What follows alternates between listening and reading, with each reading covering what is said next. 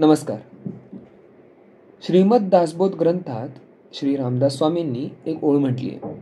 अभिमाने उठे मत्सर, मत्सरे ये तिरस्कार, पुढे क्रोधाचा विकार प्रबळे बळे.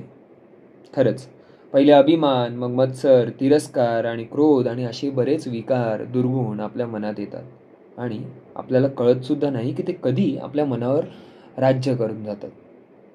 ह्याच संदर्भात काहीसं लिहिलेलं आहे.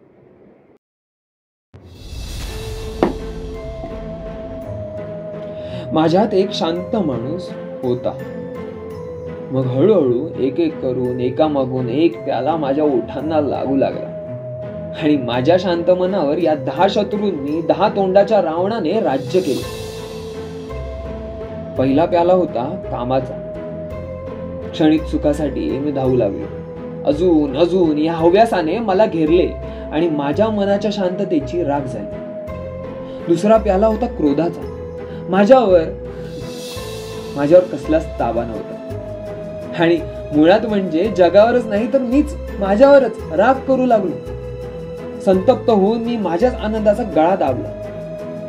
तिसरा होता लोभाचा. अजून काहीतरी मिळवण्यासाठी मी माझ्या शांततेला विकूनच बसलो. माझ्यातला मी हरवून बसलो. चौथा प्याला होता मोहाचा. कोणत्याही गोष्टीच्या, कोणत्याही सुखाच्या मोहात मी अडकून बसलो. माझ्या सुखाची वाटच मी हरवून बसलो. पाचवा होता मदाचा. माझ्यात जे आहे त्याच्यावर मी गर्व वाटू लागलो. मीच काय तो खरा राजा, बाकी सगळे मूर्ख, असे मला वाटू लागले. सहावा होता मत्सराचा. दुसऱ्यांकडे असलेली गोष्ट पाहून मला मत्सर वाटू लागला आणि मी माझ्याच गोष्टींना कमी लेखू लागलो. त्यामुळेच आले ते कपट. सातवा प्याला. मी बाहेरून काहीतरी वेगळा आणि आतून काहीतरी वेगळाच माणूस बनलो होतो. बाहेरून सुंदर दिसणाऱ्या फुलासारखा आणि आतून सडलेल्या लाकडासारखा. आठवा होता तिरस्कार. मी इतरांचा तिरस्कार करू लागलो आणि समाजात मी माझा आधारच गमावून बसलो. तेव्हा चट लागली ती 9व्या प्यालाची, द्वेषाची. माझ्या मनात सगळ्यांबद्दल द्वेष भरला. सुखाच्या आणि समाधानाच्या मार्गाला मुकून गेलो. आणि शेवटचा प्याला अज्ञानाचा. माझ्या आत काय चालले आहे मलाच ठाऊक नव्हते. ते फक्त अनुभूती आणि त्यालाच काय ते मी खरे मानत बसलो. ही नशा फक्त वरवरची चांगली वाटते हो. क्षणिक आनंद देते, पण आतून पूर्णपणे नष्ट करून टाकते. ही सवय आपल्याला माणूस म्हणून जगूच देत नाही. पण आता पुरे झालं.